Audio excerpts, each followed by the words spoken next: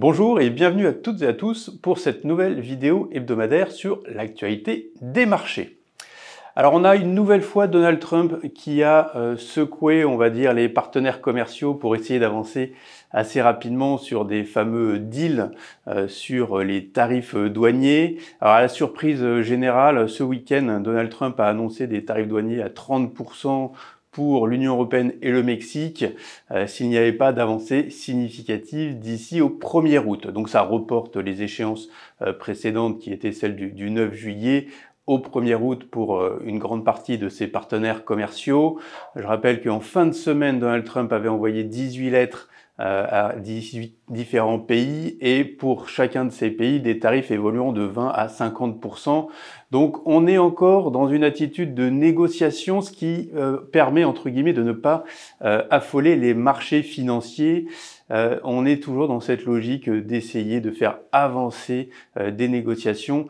Alors aujourd'hui, si on est sur ce fameux 30% avec l'Union européenne, le marché n'y croit pas vraiment. Il pense que c'est une posture qu'on devrait pouvoir atterrir sur une zone entre 10 et 15% de tarifs douaniers, donc entre les États-Unis et l'Europe. Notre scénario central chez Ophi Invest, c'est un tarif qui se situerait autour des 15% pour l'Union européenne. Je rappelle que l'Union européenne a aussi des moyens de répondre, d'adresser aussi des mesures de rétorsion. On a des nouvelles qui sortent au fil de l'eau, bien évidemment, au cours de la semaine, avec à peu près 92-93 milliards de produits qui pourraient être aussi taxés en provenance des États-Unis. Donc on est vraiment dans ce dialogue, privilégier d'abord, on va dire, la discussion, la négociation, et bien évidemment être en posture de répliquer ou d'appliquer des tarifs réciproques, enfin des tarifs qui seraient propres à l'Union européenne vis-à-vis des États-Unis. Alors, les marchés, je le disais, ne sont pas forcément très inquiets à ce stade. On a des marchés actions qui continuent d'évoluer très doucement sur une pente douce à la hausse, puisqu'on a encore à peu près 0,5 à 1% de performance sur les marchés actions européens et américains. Les marchés de taux aussi restent assez calmes. On a des marchés de taux de dette souveraine qui restent assez stables sur la semaine, avec un 10 ans allemand autour des 2,70 et un 10 ans américain sur la zone des 4,40. Alors ce qui va plutôt aujourd'hui peut-être animer, on va dire, les marchés de taux, ce seront les discussions sur le budget français. Je rappelle que le Premier ministre François Bayrou doit annoncer à peu près 40 milliards d'ajustements budgétaires pour faire revenir le déficit français dans les clous. On est aujourd'hui sur une trajectoire qui amènerait le déficit budgétaire français à 5,4% en 2025 et en dessous des 5% en 2026. Bien évidemment, les discussions risquent d'être difficiles. Alors ça se voit sur le spread légèrement, si on regarde les écarts de taux entre l'Allemagne et la France, ça ne bouge pas vraiment, on est toujours autour en dessous des 70 points de base. Par contre, si on regarde par rapport à l'Italie, on est sur des niveaux de marge les plus serrés historiquement depuis plusieurs années maintenant, puisqu'on est seulement à 15 points de base sur le 10 ans français contre le 10 ans italien.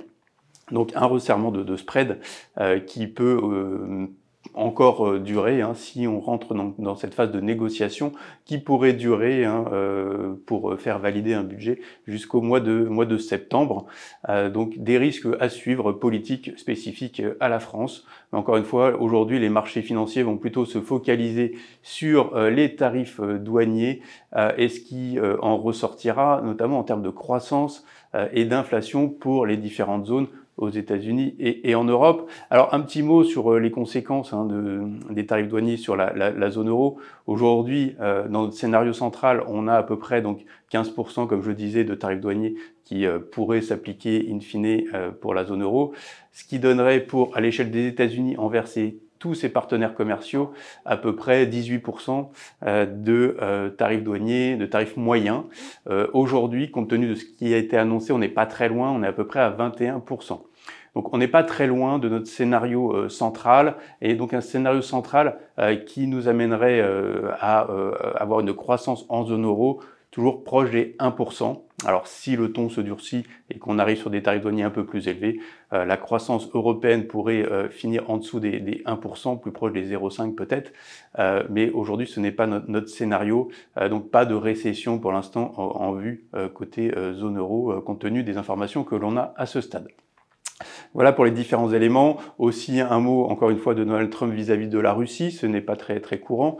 Donc Donald Trump qui a annoncé, qui a demandé à ce que la Russie arrête le conflit avec l'Ukraine dans un délai de 50 jours, sous prétexte, en tout cas en mettant des représailles qui seraient d'avoir des tarifs douaniers de 100% avec la Russie. Donc c'est une première dans cette rhétorique de Donald Trump vis-à-vis de la Russie. Donc il faudra bien évidemment suivre aussi ce qu'il se passe de ce côté-là. Voilà, je terminerai comme d'habitude sur un petit mot d'allocation. On ne change pas nos vues actuellement sur les actions, toujours un message de neutralité et de prudence. Et côté actifs obligataires, recherche de portage, donc en privilégiant les actifs type au rendement zone euro ou les dettes émergentes. Voilà, je m'arrête là. Je vous souhaite à toutes et à tous une très bonne semaine et je vous dis à très bientôt. Merci beaucoup.